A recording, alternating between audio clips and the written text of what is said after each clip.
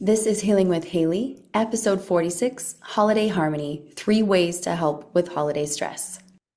Welcome to Healing with Haley. I'm your coach, Haley Kirk.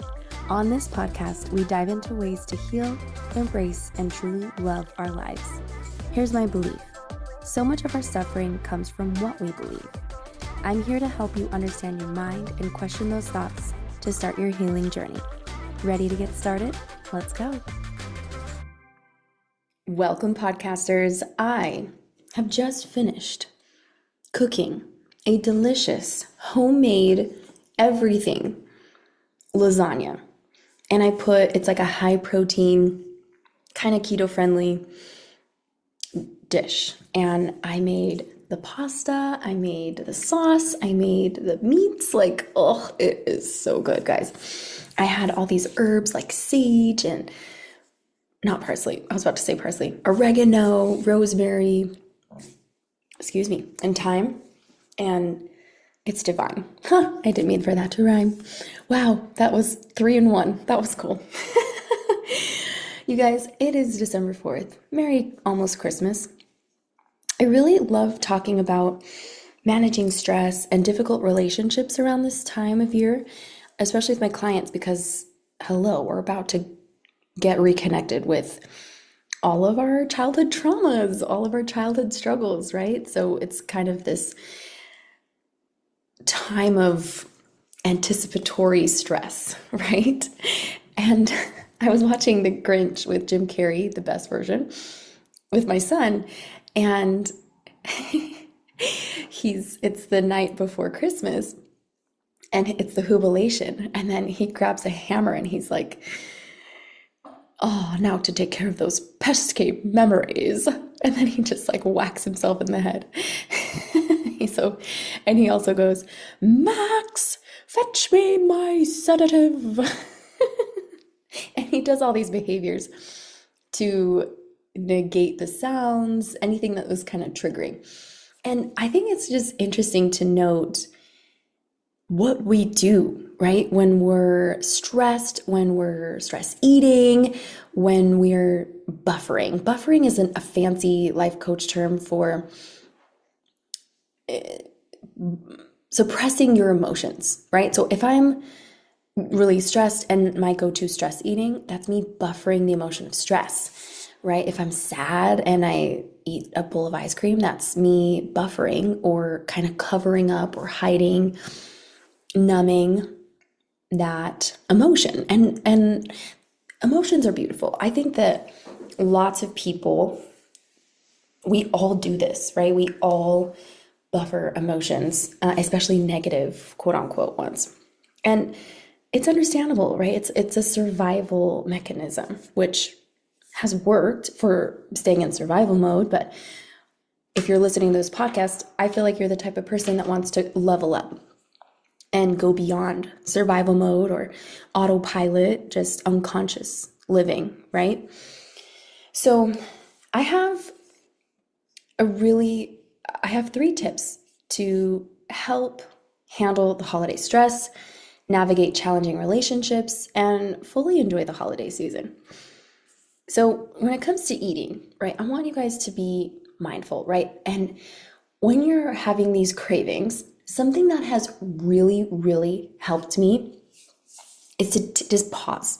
Before I reach for the cabinet, before I reach for the chocolate, right, whatever it is, check in with yourself. Ask why? And before even asking why, I like to say, okay, I hear that craving, right? But are you hungry? Are you thirsty? What needs, emotional or physical, do you need right now? Because we're going for this chocolate or chips or ice cream, whatever it is.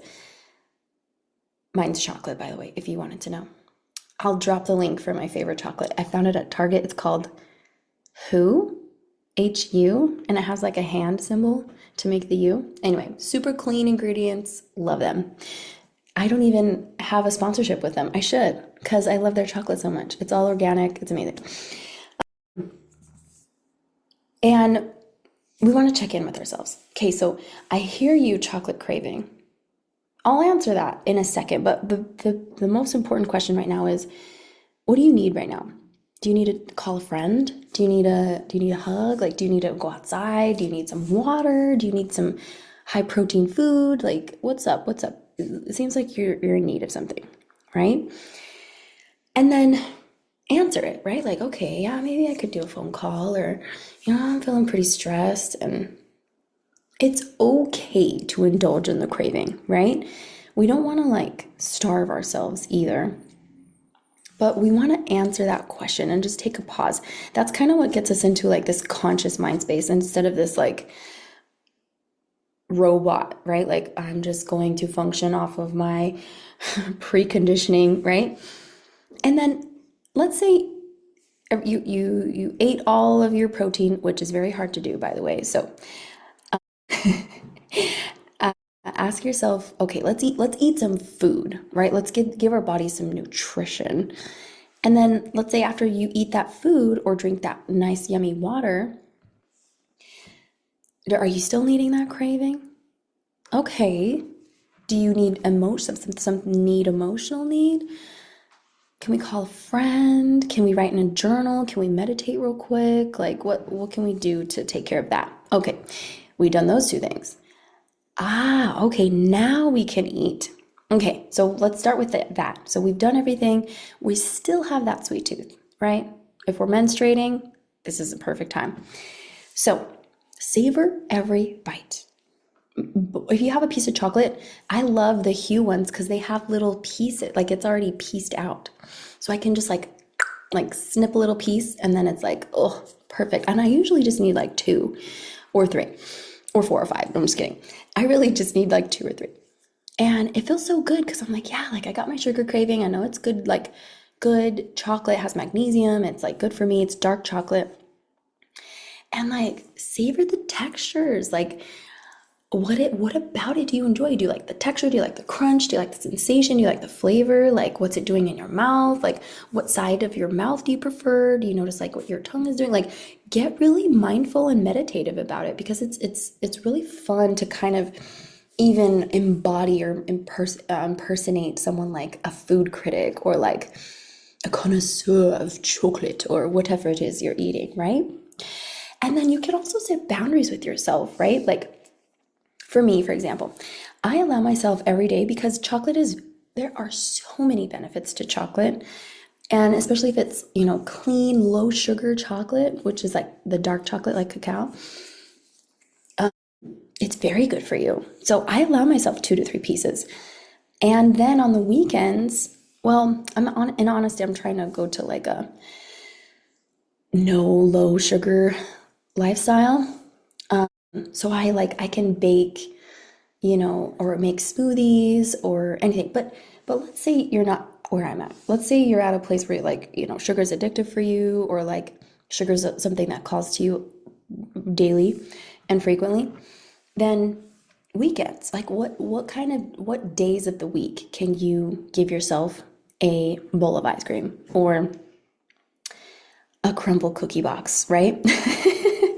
So allow yourself to indulge, but with parameters and with a plan, right? I think it's so funny how we plan our meals. Well, if you're not, you should, or might want to consider it, because it's awesome and there's huge benefits to it. Plan your meals, but also plan when you're gonna have some fun with your meals, right? So, especially during Christmas, right? Especially during the holidays, whatever holiday it is that you celebrate, know that there's going to be those foods, right? And just because it's on your plate, or even if someone has control over what you're eating and what they're preparing and serving you, you are in control of what you put inside of your mouth. Hear that. You are in control of what you put in your mouth. Whatever Christmas party you have, like, you can go there and bring your own snacks. If you make your own treats, right, that are like low, no sugar, you don't have to put that in your mouth. You can even also just like cut a cookie in half, or cut a cupcake or a cake or whatever. You don't have to indulge in what everyone else is doing. It's a lot harder, right? And maybe you're deciding, oh, I want to indulge in those things. Okay, know that you're going to take care of you regardless, right? And we don't want to hate ourselves for enjoying some yummy, fun things, right? With our family and friends and loved ones. And I know there's a lot of drama behind eating, but I think that if we use those tools of like being mindful, enjoying every bite, planning those meals, Christmas Day, Christmas Eve, maybe the 2 to 3 days that our family's here, we're gonna indulge in one or two, breakfast items or lunch items that are not according to our plan or our goal. So plan it out, and that way you can at least have an idea and start being impeccable with your word to yourself. So that's number one, mindful eating practices. And number two, when we're dealing with difficult people, I want you to consider this. What if we just let them, and that's even a thought for us as well. They are difficult people to deal with, right? I've always had this difficult relationship with my mother, my father, my siblings, my cousins, my grandparents, whoever it is. We have a lot of stories behind them, right? And wouldn't it be kind of fun if we just totally changed our perspective? Like if we're going to a Christmas dinner or a Christmas party, and what if we're like, I wonder what I don't know about them? Or like, what have I been wrong about them? Maybe I haven't seen them in the whole picture, like on a holistic level. And it creates this like curiosity instead of judgment when we ask these kinds of questions to ourselves, like I wonder why they do that. And you almost kind of want to picture how you're going to spend your holiday with them, like as an observer instead of like a supporting role, right? And this is such a great way to actually live life, is as if it's being watching a movie, right? Like you're watching a movie and it's on this big TV screen at a movie theater, and you're just kind of watching these people, right? You don't get mad at them. Well, maybe you do, but it's a little separate, right? There's distance between you and the screen. And so I think it's so cool to live life that way, because you're just like this quiet observer, truly, and then you're gonna see all the drama in your head, but it's a little bit more playful. It's like, I wonder why I'm reacting this way. Like, what is it about what they said that made me feel this way? What am I believing about what they said? Or what is that creating in me? One of my favorite authors, his name is David Kessler. He talks about triggers, and he's like, oh, you're pushing my buttons. And he always asks his clients, he's like, well, who put those buttons there in the first place? And I think that's such a beautiful question to ask. You're pushing my buttons, you're triggering me. Okay, like where did those come from? I didn't put those there, And so it's a beautiful way to step out of the repetition and negativity of our brains. Our brains, I've mentioned this before on the podcast, have 60 to 80,000 thoughts a day. And almost 90% of those thoughts are negative and repetitive. So what if we just, for the holiday, pretend we don't know anything about these people? What if it's like truly a blank canvas, right? Like we're an artist and we're going to paint our family members or our friends, whoever we're spending Christmas with or the holidays, right? What if we just have a blank canvas and we're like, what don't I know about you? Like, what is it about you that makes you you? And what have I been wrong about you? These questions are so, so powerful. And definitely, here's what's cool about boundaries, right? Boundaries are, if you do this, then I will do this. If you yell at me, then I will leave the room or leave entirely. Totally up to you, right? If you do not do X, then I will do X, right? It's this, I'm in control all the time. You are doing your life, and then I am going to peacefully, acceptingly remove myself or do something because I don't like what's happening. And that's on me, right? And so it's a beautiful experience to remove yourself or to take control of situations you can't control, right? There's circumstances we can't control. We can't control what people say, what people do, how they feel. Us people pleasers out there, we're always concerned about how they feel. So we can't control that. And it's okay. It's okay. You could be like, I understand you're upset. I'm going to give you a minute to calm down and I'm going to go for a walk, right? Some good examples. Also, I really want us to, when it comes to like handling stress and fully enjoying the holiday season, I want you to find ways you can contribute and serve. What I'm doing as an example, I'm excited to do all these crafts with my son. I'm doing like an advent calendar with all these little crafts inside, and that's something I'm doing for him, and it's bringing me so much joy to see him have so much joy. And I'm gonna bake some cookies for my neighbors. I want to give some gifts to my friends. And there's a Toys for Tots at my gym. And there's just all these really fun things that I want to do. And I think creating your own traditions. My son and I have been doing this tradition where we get like an ornament. Well, it's really me because he's 2 years old, let's be honest. But we grab an ornament that kind of represents the year, and I bought an airplane because every time we go outside for our walks, he loves to point out the airplanes and he goes, ah, ah, ah, ah. And it's so adorable and so mesmerizing. I love watching him observe the world and experience it for the first time. And so we put an ornament and we put it on the tree. And I know that, traditions are beautiful. They can be very beautiful and create memories. And I had a really good friend of mine tell me that children, how they remember their childhoods, and it's through traditions, and it's, bedtime routines, it's morning routines, it's holiday traditions. And I think it's, even if you don't have kids, you can do your own. It doesn't have to include anyone. It could just be on your own, totally on your own.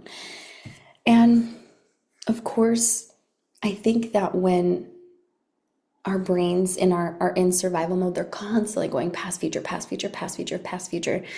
And I think it especially happens very strongly in the holiday season because we're like, oh, they did that last Christmas and do you remember that? And oh, this is probably what's going to happen this year. So try to just stay present. Be like, maybe that, but maybe it won't, right? Both could be true. What if I just blank canvas again? What if I just stay present and enjoy every minute and enjoy every discussion and hug and kiss and gift and food?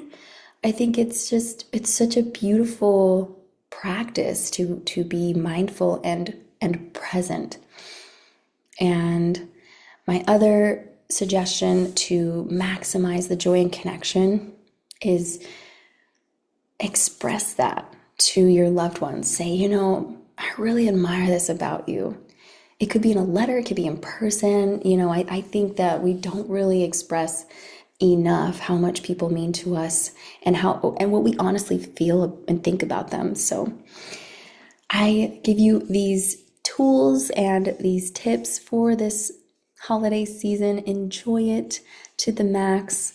Allow yourself to be separate from your thoughts and be in this kind of movie theater mode where you're just observing them and like, oh, that's interesting.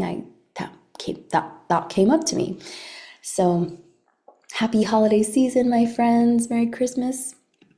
To those who celebrate Christmas, happy Hanukkah, all the above. I wish you all the best. Take care. Thank you for tuning in to Healing with Haley.